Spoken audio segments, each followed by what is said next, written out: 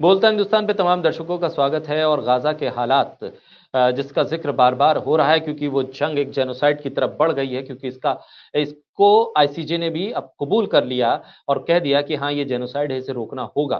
साथ ही अब सवाल ये खड़े हो रहे हैं कि कौन कौन किसके साथ है। तो फिर खबर ये भी है कि अडानी के ड्रोन भी गाजा पर हमले में इस्तेमाल हो रहे हैं।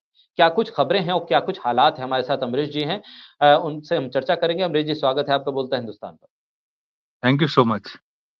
अमरीश जी, सबसे चौंकाने वाला मामला ये, आपसे तमाम अपडेट्स जाने उससे पहले, कि ड्रोन क्या सप्लाई हो रहे हैं अडानी के जरिए गाजा पर हमले के लिए, और वो ड्रोन जो इजराइल और अडानी के साथ मिलकर तैयार होते हैं, उससे अब तक जेनोसाइड की स्थिति बन गई है, जिसका जिक्र आईसीजे कर रहा है। देखिए, ये बात मैं इसकी आप जब पूरी सच्चाई जानेंगे तो ये और ज्यादा खतरनाक बात है।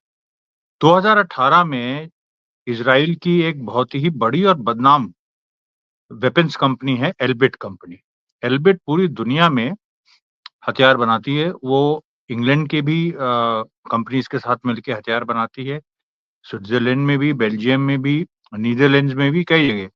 और पूरी दुनिया में एल्बिट के खिलाफ आज से नहीं, दसियों साल से, करीब 10 साल से तो मैं देख रहा हूँ, एल्बिट के खिलाफ आंदोलन चल रहे हैं। क्योंकि जिस देश की में ये सब बनाता, अच्छा, ये जॉइंट पार्टनरशिप करती है। एल्बिट इजरायली कंपनी है, वेपन्स मैन्युफैक्चरिंग की। इजराइल में हथियार बनाना बहुत बड़ा उद्योग है, जैसे भारत में नहीं है उस तरह से, इजराइल में है। इजराइल से भारत बहुत कुछ इंपोर्ट भी करता है। अब इधर प्रधानमंत्री मोदी ने मेक इन इंडिया की बात की कि हम डिफेंस के उससे बनाएंगे, लेकिन उसकी असलियत देखिए क्या है कि 2018 में एल्बिट सिस्टम्स ने अडानी की जो डिफेंस और इंजीनियरिंग टेक्नोलॉजी है, असल में अडानी के साथ प्रॉब्लम क्या है, कई उनकी कंपनीज है, वो एक साथ बहुत सारी कंपनीज फ्लोट करते हैं, तो ट्रैक उसको करना, और ये एक इशू भी बना था, आप जानते हैं अभी जो हिंडनबर्ग रिपोर्ट आई थी। तो एक डिफेंस एरोस्पेस एंड टेक्नोलॉजी है, फिर एक डिफेंस टेक्नोलॉजीज है। इस तरह से दो कंपनीज में तो ये है कि एल्बिट ने इन्वेस्ट किया था, एक में 49%, एक में 44%। और एक इन्होंने नई कंपनी फ्लोट की थी, अथर्व, हाँ, अथर्ववेद करके, अथर्ववेद रिसर्च ऐसे, उसमें भी एल्बिट ने इन्वेस्ट किया था। अब जो उसका कॉन्क्रीट एक सामने आया कि 2018 में हैदराबाद में एक फैक्ट्री बनी, एक कॉम्प्लेक्स बना, जिसको नाम ही दिया गया Adani Elbit UAV complex. UAV मतलब अनमैन्ड एरियल व्हीकल, मतलब ड्रोन्स, है ना। तो और उसमें जो हर्मीज 900 जो इजरायली ड्रोन्स हैं, उसकी टेक्नोलॉजी ट्रांसफर हुई कि वो यहाँ बनेंगे, इंडिया में बनेंगे। टेक्नोलॉजी इजराइल की है, सब कुछ है, पार्टनरशिप भी इजराइल की है, और ये एक अलग एंटिटी बनी, अडानी एल्बिट। ये आप सोचिए, अडानी की बाकी उससे आप अलग करिए इसको, अडानी एल्बिट यूएवी कॉम्प्लेक्स, पूरा उसका नाम ही, बहुत एक बड़ा प्लॉट है, वहां मैन्युफैक्चरिंग होती है हैदराबाद में। इसका इनॉग्रेशन हैदराबाद में हुआ था। और यहाँ पर जो हर्मेस 900 ड्रोन दिए गए थे, अब जो सबसे महत्वपूर्ण बात है, उसमें ये बाकायदा एमओयू में लिखा हुआ है कि ये ड्रोन्स जो हैं भारत की सिक्योरिटी के लिए इस्तेमाल होंगे। और उसमें ये दिया गया था कि नॉर्दर्न सिक्योरिटी, नॉर्दर्न बॉर्डर्स जो भारत के हैं, चीन और पाकिस्तान से, वहां पर ये ड्रोन्स जो हैं सर्वेलेंस करेंगे। और ये सारी चीजें, मतलब वहां पर जो, क्योंकि ड्रोन्स का काम आजकल क्या है, ड्रोन्स का काम एक तो बम गिराना है, और दूसरा खुफिया मिशन लेना है, कि खुफिया मिशन में जाओ, जानकारी इकट्ठा करो, क्योंकि ड्रोन्स कई बार दिखते नहीं है, और रडार को भी वो भेद देते हैं, रडार भी उनको नहीं पकड़ पाता है। तो ये लेटेस्ट टेक्नोलॉजी है भाई। तो इसमें ये था कि इंडिया की सुरक्षा में ये काम आएंगे। और तब तक मैं एक हिंदुस्तानी होने के नाते, ठीक, इजराइल के साथ भारत ने एक रिश्ते बना लिए, हालांकि भारत फिलिस्तीन के साथ है, और टू स्टेट सोल्यूशन भारत की ऑफिशियल पोजीशन है, आज तक है। अभी जयशंकर प्रसाद ने अभी कुछ दिन पहले ब्लिंकन के सामने ये बोला कि भाई बिना फिलिस्तीनी राष्ट्र दिए हुए कोई इस समस्या का समाधान नहीं है। ये सारी बातें हैं, लेकिन इसराइल के साथ भी भारत के संबंध हैं, और वो उनके साथ हथियार इंपोर्ट करता है, इसराइल के करता है, चलो ठीक है, वो हम उस बहस ही में नहीं पड़ रहे हैं। ना ही हम अडानी के खिलाफ जो एक जनरल माहौल बना हुआ है, अडानी और मोदी, हम उस पर भी नहीं जा रहे, क्योंकि हम केवल इस चीज पे जा रहे हैं कि जो करार हुआ था वो ये था कि बॉर्डर की सिक्योरिटी के लिए ये ड्रोन यूज होंगे। ये नहीं था कि वो इसराइल भेजे जाएंगे, ये कहीं नहीं था। लेकिन वो सच्चाई ये है कि इजराइल भेजे गए हैं। डेक्कन हेरल्ड की रिपोर्ट है इस पे यहाँ तक कि जो फिलिस्तीनी रेजिस्टेंस का जो टेलीग्राम चैनल है उस तक ने इस पे छाप दिया है। और उसने दोनों चीजें छापी हैं। उसने ये छापा है कि ये इस तरह से हर्मीज 900 ड्रोन्स, तो ये मैं नहीं कह रहा हूँ कि सारे जो ड्रोन्स इस्तेमाल हो रहे हैं वो सब भारत से जा रहे हैं। 20 गए हैं, 20 ड्रोन्स, और वो बमबारी में वहां इस्तेमाल हुए हैं। वो कैसे हुए, कब हुए, इसकी डिटेल तो खैर हम भी नहीं जान पाएंगे, आप भी नहीं जान पाएंगे, लेकिन इस्तेमाल हुए हैं। ये बात ऑफिशियल हो गई है, मतलब ये बात अब कुछ छुपी नहीं है और ये पब्लिक डोमेन में आ गई है। और इसको जैसे मैंने कहा हमास ने भी मेंशन किया है और उसने कहा है कि भाई जो भी लोग इसमें शामिल हैं ये जेनोसाइड में इनका भी हाथ है। दूसरी खबर जो है वो ये है कि जो वाटर ट्रांसपोर्ट जो ट्रेड यूनियन है इंडिया की, वाटर ट्रांसपोर्ट एक बहुत मजबूत ट्रेड यूनियन है, लेफ्टिस्ट है, और उसमें 11 जो भारत के पोर्ट्स हैं उसके वर्कर्स उसमें हैं, उस यूनियन में। उस यूनियन ने ये कह दिया है कि के इजराइल बाउंड जो वेपनाइज्ड कार्गो है, मतलब जो ऐसा कार्गो जिसमें हथियार है, उनको हम लोड नहीं होने देंगे, उनको हम लोड नहीं करेंगे, ये उसने कह दिया। तो फिलिस्तीनी रेजिस्टेंस ये चैनल ने ये भी मेंशन किया कि देखिए यहाँ पर एक बड़ा डेवलपमेंट है कि भारत की भी ट्रेड यूनियन जो भारत का वर्किंग क्लास है वो इस चीज को कर रहा है। वो मतलब नहीं चाहता है कि ऐसे घातक हथियार इजराइल के पास आए, और वहीं भारत के जो बड़े पूंजीपति हैं वो इस तरह का एक्सपोर्ट कर रहे हैं जो मतलब बहुत ही मानवीय लिहाज से घातक है। इस पूरे सिनेरियो में अब जिस तरह से ड्रोन को लेकर चीजें स्पष्ट होती जा रही हैं, तमाम हमले हो रहे हैं, राफा पर क्या हालात है और उसको लेकर जो पूरी प्रतिक्रिया आ रही है यूएन में, जिस तरह से मामला और पूरी दुनिया कह रही है कि ये एक बहुत बड़ी त्रासदी हो जाएगी, खुद अमेरिका इस बात को कह रहा है और इजराइल सुनने को तैयार नहीं। फिलहाल वहां क्या हालात आपको दिख रहा है, क्या कुछ वहां से अपडेट्स मिल पा रही हैं? देखिए राफा में इजराइल ने ये कह दिया है कि अगर हमास ने उसके बंधक नहीं छोड़े तो वो राफा पे हमला रमजान में करे, और रमजान का नाम लिया है। और रमजान में 10 मार्च मेरे ख्याल से 9 या 10 मार्च 11 इस तरह से है को वो शुरू होगी। तो रमजान में हम हमला करेंगे। अब ये है कि इतनी लंबी लड़ाई जो फिलिस्तीन और इजराइल में चली है उसमें बहुत सारे रमजान आए हैं बीच में। ये मुझे समझ में नहीं आया क्योंकि रमजान में तो मेरे ख्याल से बदर की लड़ाई भी रमजान में हुई थी, जो जो मोहम्मद साहब के समय, और शायद पहली फतेह थी वो। और ऐसे और भी जो सीरियन कैंपेन था और अर्ली जो मुस्लिम एम्पायर्स थे उनकी कई लड़ाइयाँ रमजान में हुई।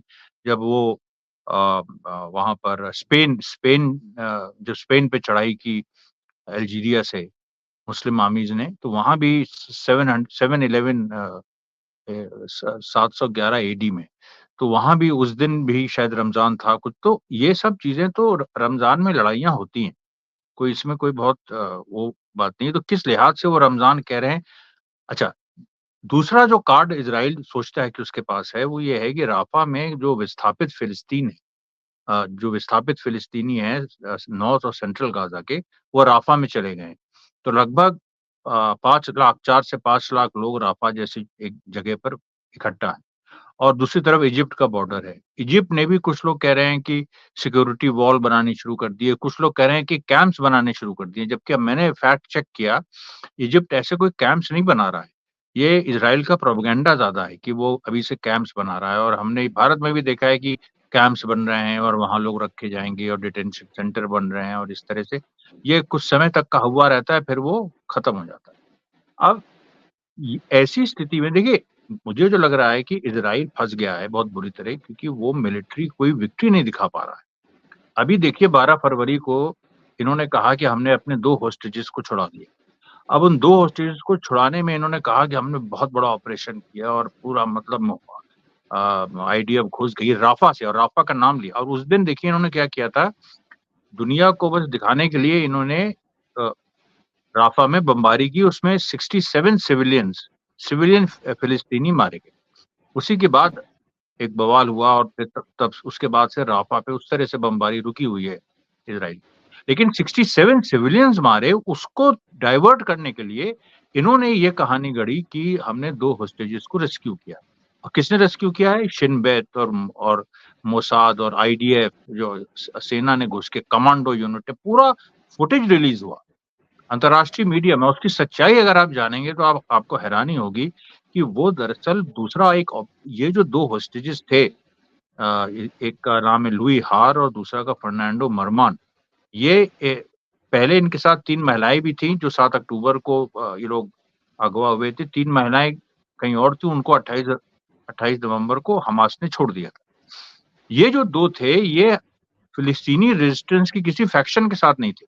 ये इनको क्या हुआ था, 7 अक्टूबर को कुछ फिलिस्तीनी जो इस तरह के क्लैन लीडर्स हैं या कुछ दबंग लोग हैं वहां के, वो भी घुस गए थे, उन्होंने भी कुछ होस्टेजेस को उठा लिया। तो ये 2 कुछ ऐसे क्लैन लीडर के पास थे, ये किसी फिलिस्तीनी रेजिस्टेंस फैक्शन के पास नहीं थे। और फिर वो क्लैन लीडर मारा गया हवाई बमबारी में, जो जनरल हवाई बमबारी में मारा गया।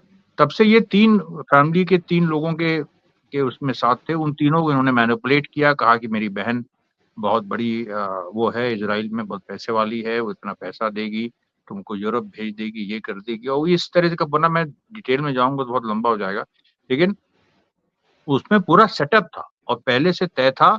और उसकी बहन जो थी वो इजराइल के पूरे जो मोसाद और उसके संपर्क में थी, और जहां उसको पैसा देना था उस जगह वो आदमी आए, उनको वहीं पकड़ लिया और जाके उन दोनों हॉस्टेज को ये लोग ने छुड़ा लिया। और वहां तक, ये तक आईडीएफ ने कहा कि 3 हमास के लोग गिरफ्तार हो गए, उनकी बकायदा फोटो उन्होंने ये मतलब सामने की, और वो किया और कहा कि वो नासर हॉस्पिटल के कॉम्प्लेक्स से हमने गिरफ्तार किया। अरे नासर हॉस्पिटल के कॉम्प्लेक्स से तुमने जो लोगों को उठाया है, जो किया है, इसके पीछे तो पूरी दुनिया में ये बात हो रही है कि हॉस्पिटल वर्कर्स को ये परेशान कर रहे हैं। इन्होंने पहले भी कोशिश की थी अल शिफा में, आपको याद होगा, हम लोगों ने बात भी की थी, जिसमें उन्होंने कहा था हमास के बंकर हैं अल शिफा के अंदर, और जब वो बंकर दिखाए तो पूरी दुनिया में मजाक उड़ गया। तो ये जो चीज है, देखिए इजराइल अभी बड़ी ही सेंसिटिव पोजीशन में। अब यहाँ वहां पर क्या हो रहा है, अमेरिका प्रेशराइज कर रहा है इजराइल को कि भाई किसी भी तरह से ये मत कहो कि फिलिस्तीनी राज हम नहीं चाहते, या कोई कोई पॉलिटिकल सोल्यूशन तो देना पड़ेगा ना फिलिस्तीनी लोगों को। अगर एंटी हमास भी हो तब भी कोई फिलिस्तीनी लोगों को तो तुम्हें देना पड़ेगा ना, क्योंकि हर जगह तो हमास नहीं है। वेस्ट बैंक में तो हमास की हुकूमत भी नहीं है, पैलेस्टीनियन अथॉरिटी की हुकूमत है। तो ये तो आपको कुछ तो कहीं कुछ करना पड़ेगा। और पैलेस्टीन अथॉरिटी से इसराइल की कोई ऐसे जंगी मुठभेड़ हुई नहीं है, वो बहुत समय से नहीं हुई है। वो तो हमास और बाकी जो रेजिस्टेंस के फैक्शन है, जो ये ये विश्वास रखते हैं कि आर्म्ड स्ट्रगल से ही आजादी मिलेगी, उनसे लड़ाई हुई। तो अब अमेरिका और बाइडेन में हम लोग भी सोचते थे, अच्छा काफी समय तक नूरा कुश्ती चली, लेकिन अब यह हालत हो गई है कि दोनों में एक तकरार आ गई। मतलब एक तकरार हुई है और एक दरार आ गई। अब ये दरार, इसका क्या होगा, क्योंकि नेतन्याहू की यूएस प्रेसिडेंट्स के साथ ऐसा ऐसा ही रिश्ता रहा है, लव हेट का। क्लिंटन के साथ भी इसी तरह से एक बार जब 96 में नेतन्याहू प्राइम मिनिस्टर बना था, उसके बाद भी झगड़ा हुआ था क्लिंटन से। ऐसे कई ऐसे ऐसे किस्से हैं और ऐसी ऐसी खबरें भी हैं। मतलब तो अब इजराइल जो है वो इस पूरी ऐसी सिचुएशन में है कि वो अगर अपनी जनता को, एक वहां इजराइल के अंदर प्रदर्शन बढ़ते जा रहे हैं होस्टेज रिलीज के लिए, फैमिली सड़क पे आ रही है, वो लगातार जारी है। तो ऐसी स्थिति में वो डेस्परेशन में है। अब डेस्परेशन में इजराइल कुछ भी कर सकता है। देखिए एक एक मैसिव कैजुअलिटीज सिविलियंस की भी कर सकता है, लेकिन 5 लाख लोग हैं, वो 67 सिविलियंस मारे गए 12 फरवरी को, तो एक दुनिया में हाहाकार हुआ। अगर और मारे जाएंगे रमजान में तो क्या स्थिति बनेगी बाकी मुस्लिम। ठीक मुस्लिम मुल्क इस तरह से चुप रह नहीं सकते बहुत लंबे। ठीक सर, ऐसे में यूरोपीय यूनियन भी कह रहा है कि इजराइल अगर राफा की तरफ हमला करता है तो ये मानवीय त्रासदी होगी। सिर्फ हंगरी को छोड़कर पूरा यूरोपीय यूनियन इजराइल के खिलाफ खड़ा है। ब्राजील की तरफ से जिस तरह से बयान आ रहे हैं, वो खासतौर पर ये बता रहे हैं कि किस तरह से ब्राजील भी अब इजराइल की किसी भी इस तरह की हिमाकत के साथ नहीं है। और ब्राजील के राजदूत जो राजनयिक के साथ उनकी वापसी का मामला सामने आया, वो एक अलग सिनारियो दिखा रहा है कि किस तरह से आईसीजे में जो दक्षिण अफ्रीका मुकदमा लड़ रहा है, उस मुकदमे की वजह से किस तरह का माहौल बना है। और उस पूरे माहौल के बीच में जो हालात बने हैं, इज़राइल के लिए वो बड़े मुश्किल होते जा रहे हैं और इन मुश्किल हालात में इज़राइल जिस तरह से अपनी अपने अपने गुनाहों पर पर्दा डालने की कोशिश कर रहा है, ये सबसे खतरनाक स्थिति इसलिए भी है क्योंकि इज़राइल लगातार अपने आप को सही साबित करने के लिए, एक जुर्म को छुपाने के लिए दूसरा जुर्म करता है। लेकिन ऐसे में दुनिया भर में जो प्रोटेस्ट हो रहे हैं और दुनिया भर के जो देश हैं, उनके जो राष्ट्राध्यक्ष है, वो लगातार इस बात को कह रहे हैं कि इज़राइल जो कर रहा है, वो सही नहीं है। मानवता के लिहाज से उस पर सवाल खड़े किए जा रहे हैं और लगातार इस बात का ज़िक्र बार-बार हो रहा है और कहा जा रहा है कि नहीं, जो इज़राइल ने कहा है और जो कदम उठा रहा है, वो किसी भी तरह से पूरी दुनिया स्वीकार नहीं कर सकती। खुद अमेरिका भी चाहे दबाव में ही सही, उसको भी कहना पड़ रहा है कि ठीक है, इज़राइल जो चाहे वो करे, ऐसी स्थिति अब नहीं बनने दी जाएगी और राफ़ा में ख़ास तौर पर जो नागरिक हैं, उनके हालात को ध्यान में रखा जाएगा और इज़राइल पर इस चीज़ का दबाव बढ़ाया जा रहा है। ये एक सबसे बड़ा डेवलपमेंट इस बात को लेकर भी है कि इज़राइल अब इस जंग में, ज़मीनी जंग में भी हार रहा है, डिप्लोमैटिक स्तर पर भी हार रहा है और आर्थिक स्थिति भी इज़राइल की लगातार खराब होती जा रही है और खराब होती हुई इस आर्थिक स्थिति के बीच में इज़राइल के लिए सबसे बड़ी चुनौती ये है कि वो अपने देश के भीतर उठ खड़े होने वाले विरोध प्रदर्शन का सामना कैसे करे, जो सेना में विद्रोह है उसका सामना कैसे करे और बेंजामिन नेतन्याहू अपनी जो सियासत है उसको कैसे कायम रख सके, अपनी कुर्सी को कैसे बचा सके। ये कई बड़े महत्वपूर्ण सवाल खड़े हो रहे हैं और इन सवालों का जवाब अभी इज़राइल के पास भी नहीं है और बेंजामिन नेतन्याहू के पास भी नहीं है, इसलिए वो इस जंग को लंबा खींचने की कोशिश में लगे हुए हैं, जिसका खामियाजा फिलिस्तीन के लोगों को उठाना पड़ रहा है। हालांकि पूरी दुनिया इस कोशिश में भी है कि एक युद्ध विराम लागू किया जाए, लेकिन इज़राइल इसे स्वीकार करने को तैयार नहीं है और ऐसे में हमास भी पीछे हट नहीं रहा है और हमास हर एक कदम जो इज़राइल उठा रहा है उसका मुंहतोड़ जवाब भी दे रहा है और इस जवाब के आसरे इज़राइल की फजीहत भी पूरी दुनिया में खुलकर हो रही है।